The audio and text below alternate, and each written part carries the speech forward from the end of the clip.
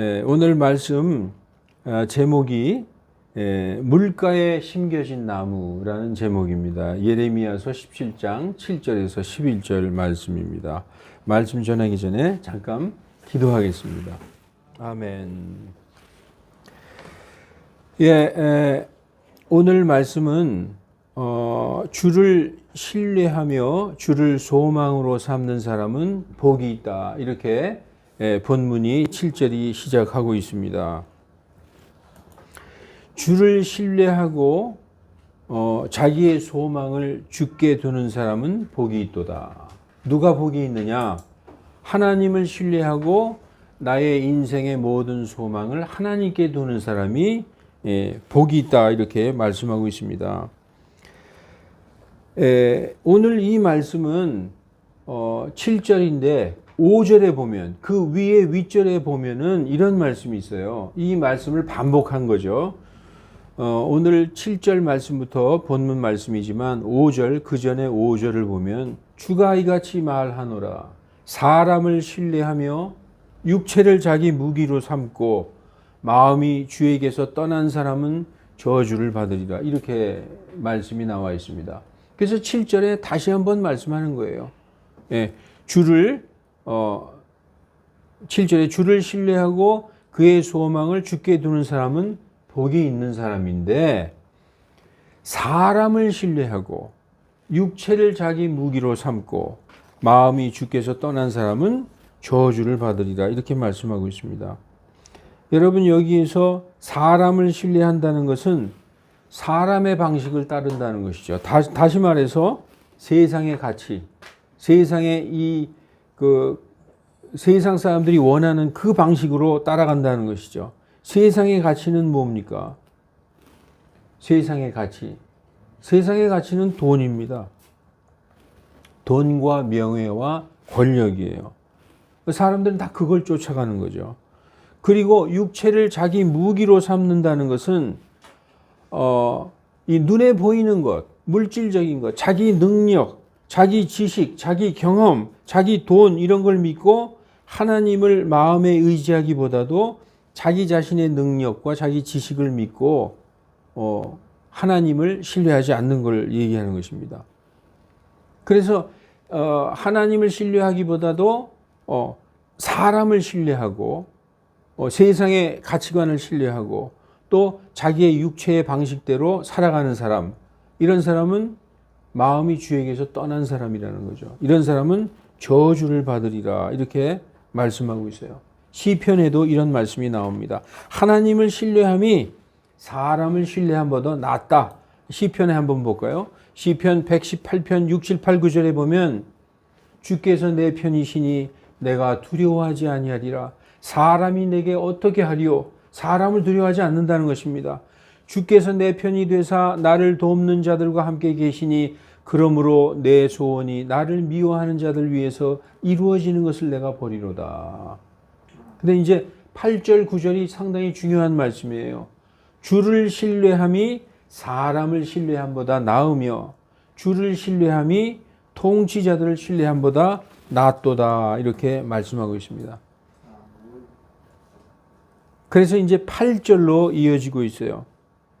자, 우리가 7절에 주를 신뢰하고 그의 소망을 주께 두는 사람은 복이 있도다 하고 이어지는 말씀이 8절입니다. 그는 물가에 심겨진 나무가 강가에 그 뿌리를 뻗친과 같아서 더위가 와도 걱정하지 않고 그 잎이 푸르러 가뭄의 해에도 염려하지 않고 열매를 맺는 것도 그치지 아니할 것입니다. 오늘 설교 제목이 뭐죠?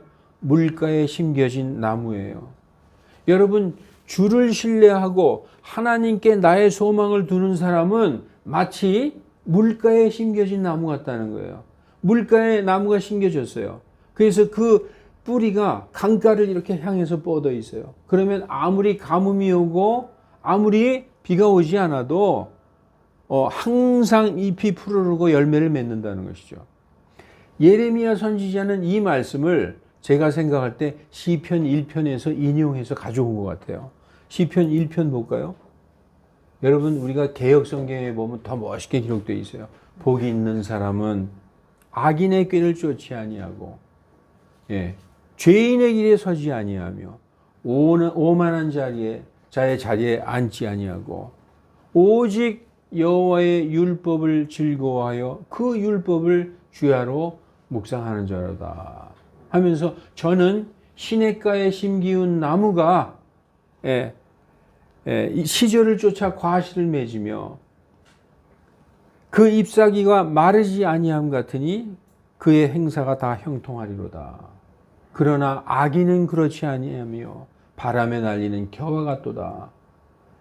죄인이 의인의 길에 서지 못하고 악인은 심판을 견디지 못하고 죄인은 의인의 회중에 들지 못하리로다. 대저 하나님께서 의인의 길은 인정하시리로되 악인은 악인의 길은 멸망하리로다. 이렇게 시편 1편이 기록되어 있어요. 복 있는 사람은 그 시냇가에 심겨진 물가에 심겨진 나무 같다는 말씀을 하고 있는 것이죠. 여러분, 시냇가, 물가, 이 물은 생명수를 의미하고 있습니다. 하나님의 말씀. 하나님의 말씀을 항상 옆에 두고 그 여호와의 말씀을 항상 주야로 묵상하는 사람은 마치 물가에 심겨진 나무 같아요. 그래서 그 진리의 생명수의 말씀으로 항상 그 잎이 마르지 아니하고 그 행사가 다 형통하고 열매를 맺는 것이다 라고 말씀하고 있는 것입니다. 그래서 예레미야 7장 9절 이어지는 7장 9절에 갑자기 이런 말씀이 나옵니다. 마음은 모든 것보다 거짓되고 극도로 사악하니 누가 그것을 알 수 있으리요. 갑자기 마음이라는 말씀이 나오죠. 모든 것이 마음의 문제라는 것입니다. 다시 말해서 하나님을 믿고 순종하는 것은 다 마음의 문제라는 것입니다. 여러분, 사랑하는 사람은 항상 자기 연인을 생각하고 그 마음이 연인에게 가 있어요. 그러다가 다른 사람이 생기면 그 마음이 새로운 사람에게 옮겨가게 되죠. 그래서 어떤 사람을 내가 사랑하면 항상 앉으나 서나 당신 생각만 하고 있다가 다른 사람을 사랑하게 되면 내 마음이 그 사람에게서 떠나서 다른 사람을 생각하고 있게 된다는 것입니다. 마음이 변하는 거예요. 마음은 변해요. 그래서 오늘 본문에도 마음은 모든 것보다 거짓되고 극도로 사악하다는 거예요. 인간의 마음은 일정하지 않아요. 처음에는 말이죠. 입에 있는 것까지 내줄 것 같이 그러다가도 냉정하게 돌아서고 변하는 게 인간의 마음입니다. 여러분, 하나님을 신뢰하고 그분을 사랑하며 순종하던 성도의 마음도 변할 수 있다는 거예요.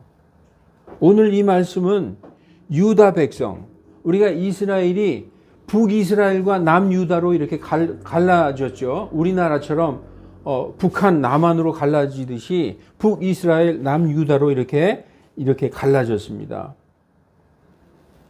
그래서 유다 백성들에게 선지자 예레미야가 이제 하나님의 말씀을 전하는 거예요. 유다 백성들 전부는 아니지만 통치자들 왕에서부터 많은 백성에 이르기까지 우상 숭배에 쩌들어 있었어요. 이 지금 예레미야 당시는 BC 600년경이거든요. BC 600년. 이사야보다 100년 후에 그 BC 600년경인데 그때 유다 백성들은 이 사회가 극도로 악하고 부정하고 그다음에 우상 숭배에 쩌들어 있었어요. 그러면서도 우리는 하나님의 백성이고 우리는 선택된 민족이다라는 근거 있는 자신감. 요즘에 근자감이라고 그러죠. 그거는 근거 없는 자신감이지만 이 사람들은 근거가 있지만 그 자신감에 쩔어가지고 우리는 하나님의 백성이다. 그런 생각만 갖고 있었지 실질적으로 하나님의 말씀에 순종하진 않았습니다. 여러분, 하나님의 백성이라 할지라도 마음이 변하면 더 이상 주를 신뢰하지도 순종하지도 사랑하지도 그분의 말씀에 복종하지도 않게 되는 것입니다. 그래서 마음이 가장 중요한 거예요. 잠언에 이런 말씀이 나와요. 잠언 4장 23절에 열심을 다하여 내 마음을 지키라. 생명의 근원이 거기에서 나오느니라. 우리의 생명의 주인이 누굽니까? 하나님이죠. 만물의 주인이시고 만물의 생사화복을 주관하시고 우리의 생명의 주인이신 하나님, 그 하나님에 대한 마음이 변하면 생명이 끝나는 거예요. 그래서 마음이 바로 생명의 근원이라고 말씀하고 있는 것입니다. 오늘날의 크리스찬들도 나는 교회 다닌다, 나는 하나님의 백성이다, 나는 천국 백성이다, 나는 그리스도인이다 라고 해도 중요한 게 뭐냐? 마음이 어디에 있느냐. 이게 정말 가장 중요한 것입니다. 그런 점에서 이 말씀은 우리에게 딱 해당되는 말씀이에요. 유다 백성에게 하나님께서 대언자 선지자 예레미야를 통해서 하신 말씀이 이 시대를 사는 우리에게 딱 적용되는 말씀이라는 것입니다. 그래서 신약 성경에도 너희 마음속에 예수 그리스도가 계신지 항상 점검해보고 시험해보고 증명해봐라. 너희 자신이 너희 자신 속에 정말 예수님이 계신지 너희가 스스로 시험해보고 증명해라. 이렇게 말씀하고 있어요. 만일 예수님이 너희 안에 안 계시면 너희는 아니다. 이렇게 말씀하고 있습니다. 고린도후서 13장 5절 너희가 믿음 안에 있는지 너희 자신을 점검하고 너희 자신을 입증하라. 프루브하라. 입증하라는 거예요. 증명하라. 너희가 버림받은 자들이 아니라면 어찌 예수 그리스도께서 너희 안에 계신 줄 너희가 스스로 알지 못하느냐 이렇게 말씀하고 있어요. 그래서 여러분 신약 시대에 지금 우리들도 우리 마음속 안에 예수 그리스도께서 계시지 않으면 우리는 가짜라고 성경은 말씀하고 있는 것입니다. 예레미야 시대에 백성들이 하나님을 버리고 그 아세라라고 하는 하늘의 여왕에게 경배했어요. 하나님에게 절하고 하나님께 순종하고 하나님을 섬기는 것이 아니라 그 가나안 지방의 토속 신앙인 아세라는 아스다롯이거든요. 아스다르테, 이시타르, 그 다음에 그 이스터, 이게 다 아세라 하늘의 여왕이라는 뜻이거든요. 아세라는 성의 신이에요, 성. 그리고 전쟁의 여신입니다. 그리고 다산과 풍요로움을 상징하는 그 여신인데, 이렇게 성경에서 이렇게 이게 이제 아세라예요, 아스타롯. 다산을 상징하는 여신이죠. 목축 사회에서 농경 사회로 변하면서 막 풍요의 여신, 이 아스타롯을 섬겼어요. 그래서 이스라엘의 높은 산 그리고 커다란 나무 밑에는 이런 아세라 목상을 세워놓고 하나님은 목상을 세우지 말고 기둥을 세우지 말라. 그리고 거기에 절하지 말라 하고 명령하셨는데 이스라엘 백성은 목상을 아세라 여신을 깎아서 아주 큰 그런 어떤 높은 산이나 이런 데 산당을 지어놓고 거기에 가서 제사 지내고 절했어요. 모든 백성들이. 하나님을 완전히 떠난 거죠. 하나님이 가장 분노하시는 것은 우상 숭배하는 건데 이렇게 이스라엘 백성들이 하나님을 의지하고 하나님을 신뢰하고 하나님께 소망을 두기보다 우상을 신뢰하고 우상에 이렇게 신뢰했던 것입니다. 그래서 하나님이 이렇게 말씀하는 거예요.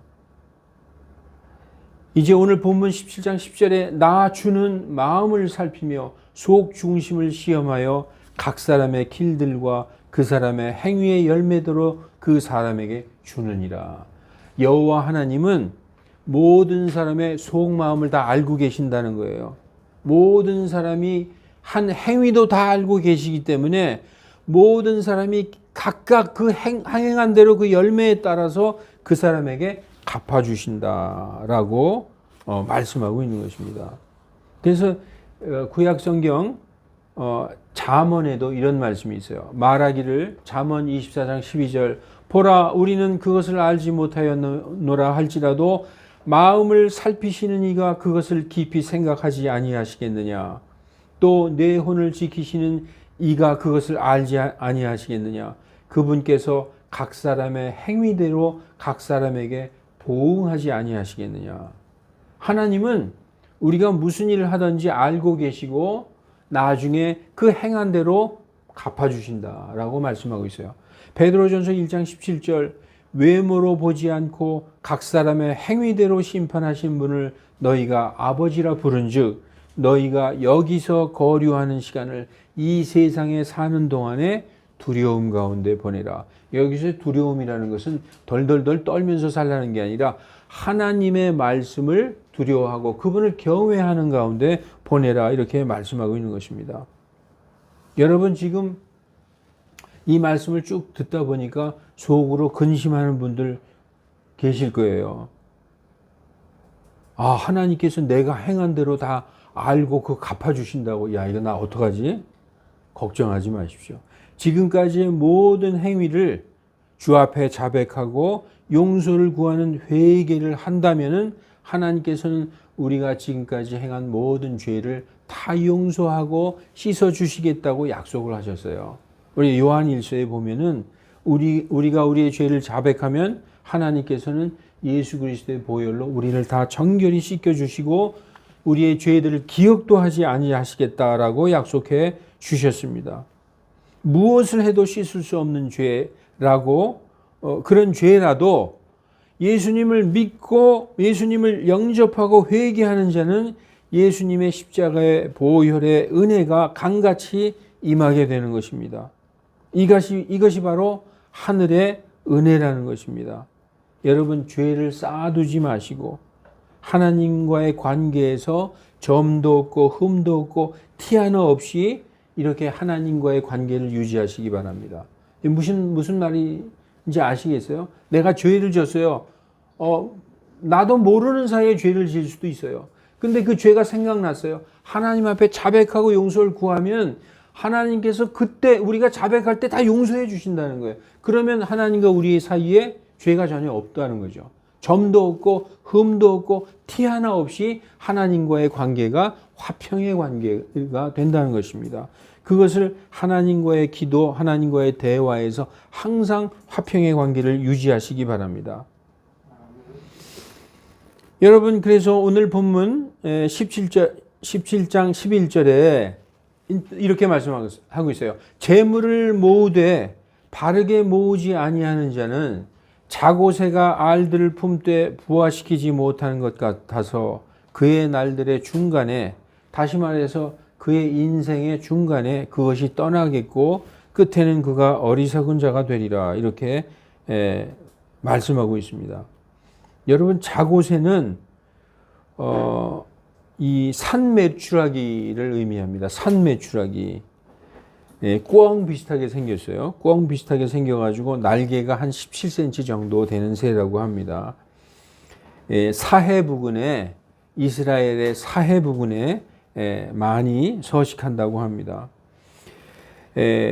이 자고새는 다윗이 자기의 장인 사울에게 쫓겨다닐 때도 자기를 자고새에게 이렇게 비유했어요.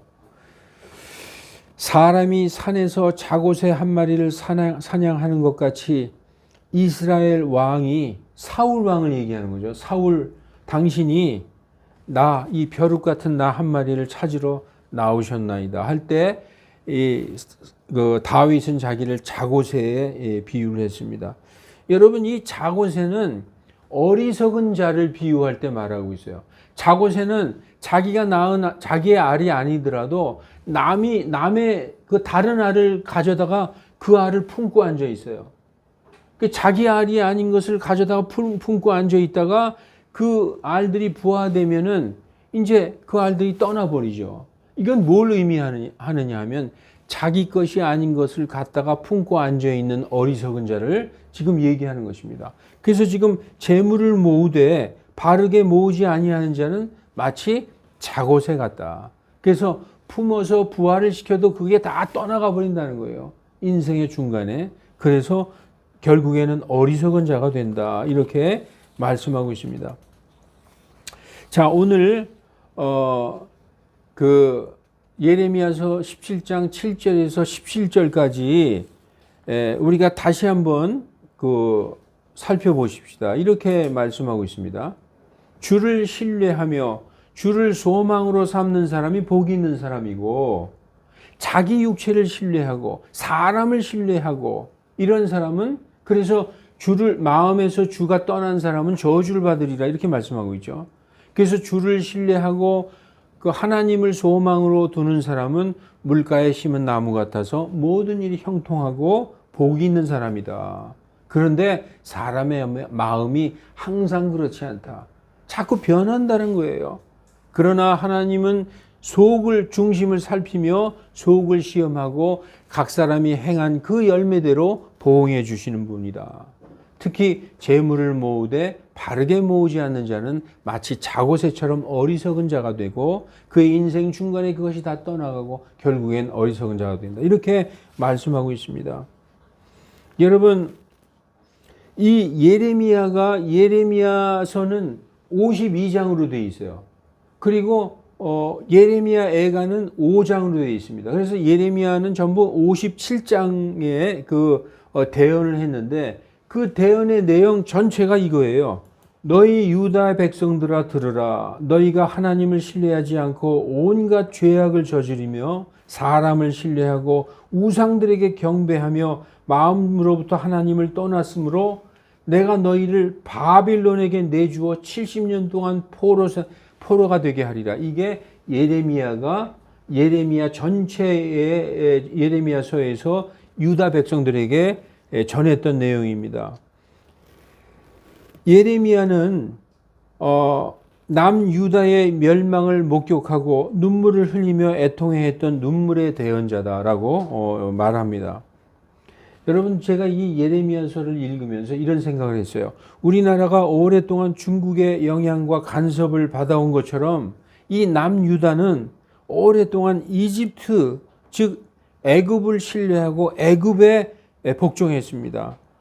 우리나라가 오랫동안 침략과 간섭을 받아왔음에도 중국을 대국으로 의지했듯이 이 남쪽 나라 유다도 그저 이집트를 신뢰하고 의지했습니다.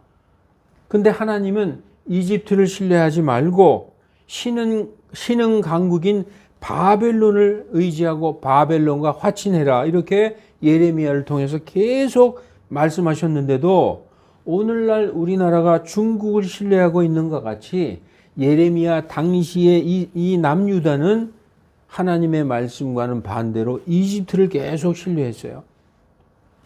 이집트의 파라오 느고는 남유다의 16대 왕 요시야를 죽이고 그의 아들 17대 왕 여호아하스를 이집트로 끌고 가서 죽였습니다. 그리고 꼭두각시로 18대 왕 여호야김을 세웠어요. 여호야김 왕과 그의 아들 여호야긴 왕 때가 바로 예레미야가 대언하던 그 시절입니다. 바벨론의 느부갓네살 왕이 유다를 침공해서 여호야김 왕을 죽이고 많은 귀족과 지식인들을 데리고 포로로 사로잡아갔습니다. 그때 다니엘도 사로잡혀갔죠. 이에 이제 바벨론 왕이 여호야긴 왕을 사로잡아가고 시드기야를 왕으로 앉혔는데, 이 시드기야가 다시 바벨론을 배신하고 이집트 편을 드니까 이 바벨론의 느부갓네살 왕이 화가 나서 그 유다를 침공해서 완전히 멸망시켜 버립니다. 그때가 바로 BC 586년입니다. 여러분, 고난의 용광로인 이집트를 탈출할 때만 해도 하나님을 의지하고 잘 섬기던 그 이스라엘 백성들이 젖과 꿀이 흐르는 가나안 땅에 들어가서 하나님을 잘 섬겼느냐? 전혀 그렇지 않았다는 거예요. 그들이 다 우상 숭배하고 하나님을 떠났어요. 예, 그래서 하나님이 그렇게 얘기합니다. 귀한 포도나무, 참 포도나무 열매를 심었는데 결국은 들 포도나무 열매를 맺었다. 먹지 못하는 악한 열매를 맺었다. 그래서 유다 백성들의 열매는 하나님을 떠나고 우상 숭배한 것입니다. 그래서 하나님께서 예레미야를 통해서 돌아오라고 계속해서 말씀하셨지만 이 백성들은 끝까지 돌아오지 않았습니다. 하나님은 느부갓네살을 통해서 586년에 완전히 멸망시켜 버렸습니다. 여러분, 한 나라의 왕, 대통령, 통치자 이런 사람들이 하나님의 말씀에서 떠나고 우상 숭배하면 나라의 백성들도 다 자연적으로 떠나게 돼 있어요. 우리가 이스라엘 역사 그리고 성경의 역사를 보면은 하나님을 떠난 나라가 거의 다 멸망을 하고 심판을 받는 걸 볼 수 있습니다. 여러분, 하나님을 신뢰하지 않고 우상을 신뢰하게 되면 어떻게 되느냐? 공의가 무너지고 그 세상이 내로남불의 세상이 되는 거예요. 하나님을 떠난 세상은 공의가 무너지면 정의가 사라지죠. 정의가 사라지면 돈 있고 힘 있는 자들만 살고 가난한 백성들은 다 살기가 어려워지는 거예요. 이게 지금 남유다의 상황입니다. 그리고 거기에다가 우상 숭배하고 있고 그러는 거죠. 그래서 하나님은 멸망하기로 결심하신 것입니다. 그래서 하나님께서는 그렇게 예레미야를 통해서 말씀하셨지만 사람들은 하나님의 말씀보다 사람들을 더 신뢰했어요. 하나님의 말씀보다 이집트를 더 신뢰했어요. 결국은 심판받게 된 것입니다. 여러분, 우리 지금 이 시대를 사는 그리스도인들도 하나님의 말씀, 예수님의 말씀을 떠나고 내 생각대로 하게 되고 세상을 따라가고 사람을 신뢰하고 나의 육체를 무기로 삼는다. 나의 학식과 지식과 돈을 무기로 삼으면 하나님을 떠나게 돼 있는 것입니다. 그렇게 되면 어떻게 되느냐? 저주를 받게 된다라고 성경은 말씀하고 있는 것입니다. 사랑하는 성도 여러분, 성경에 나타난 세계 역사는 하나님의 심판과 하나님의 그 공의를 잘 보여주고 있습니다. 통치자가 잘못하면 어떻게 되죠? 백성이 깨어 있어야 돼요. 백성이 잘못하면 성도들이 깨어 있어야 그 나라가 망하지 않는 것입니다. 그런데 통치자도 잘못된 길로 가고 우상 숭배로 가고 백성들도 우상 숭배로 가고 성도들도 그 따라가면 그 나라는 망하는 것입니다.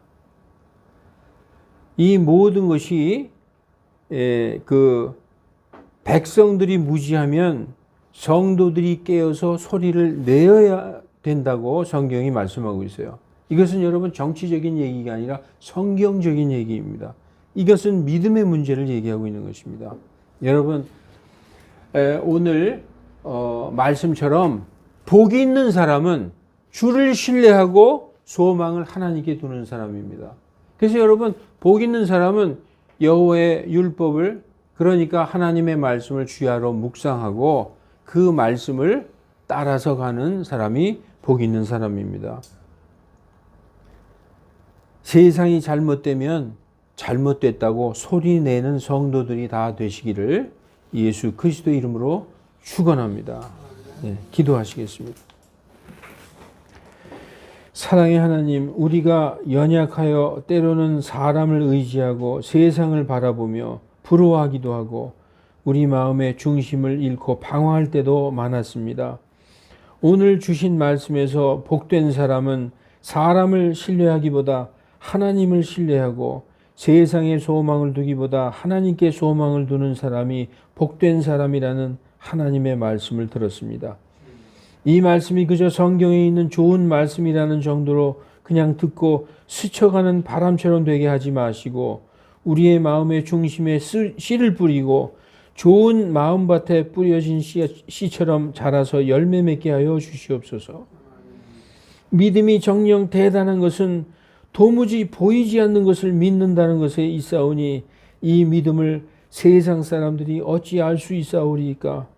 그저 연약한 자들의 자기 위안이요 실패한 자들의 자기 변명으로 보이지만 하나님의 말씀을 신뢰하고 그리스도의 십자가의 보혈이 마음에 뿌려진 자들은 눈에 보이는 것보다 더 확실하게 알고 신뢰하고 믿는 그 마음에 영원한 생명이 있는 줄 아나이다. 이 믿음 날로 강하게 하시고 우리의 눈으로 주님을 배울 때까지 굳게 서게 하여 주시옵소서. 주 예수 그리스도 이름으로 기도하옵나이다. 아멘.